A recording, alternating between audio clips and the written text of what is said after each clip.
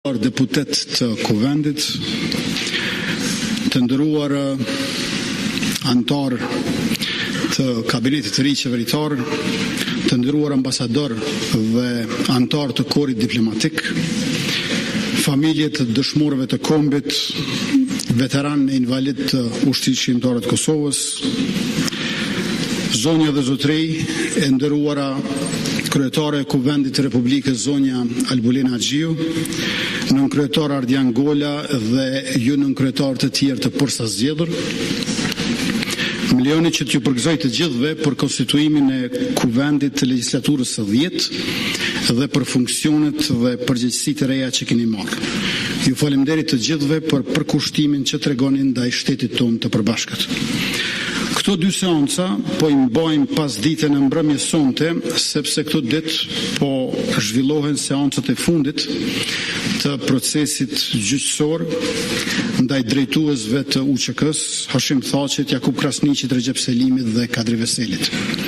Kërkesa e prokurorisë për dënimin prej 45 vitesh burgim për secilin, ku përfshihen edhe pretendimet për krime kundër njerëzimit, është orvatje që bie ndesh me të vërtetën dhe mohon kontekstin historik e politik të luftës sonë çlirimtare. Qëndrimi i qeverisë së Republikës Kosovës që unë drejtoj është i qartë. Në Kosovë janë kryer krime kundër njerëzimit ndaj popullatës civile shqiptare. Ato i ka kryer regjimi i Jugosllavisë së Serbisë nën Milošević. Kjo është e dokumentuar dhe e njohur ndërkombëtarisht. Barazimi mes drejtuesve të UÇK-s dhe të një regjimi gjenocidal është i paqëndrueshëm. Është trembrim faktik e historik. Për familjet e viktimave është i padurueshëm përveç se i papranueshëm. Të nderuar deputet, një muaj e gjysmë pas zgjedhjeve të 28 dhjetorit, jam i nderuar që para jush të paraqes ekspozen për mandatin e ardhshëm si kryeministri i Republikës. Me që shumica e elementeve programore dhe zotimeve konkrete tashmë janë paraqitur publikisht në këtë sallë me 26 tetor, do të përpiqem të jem sa më i shkurtër dhe të prezantoj kabinetin e ri qeverisë.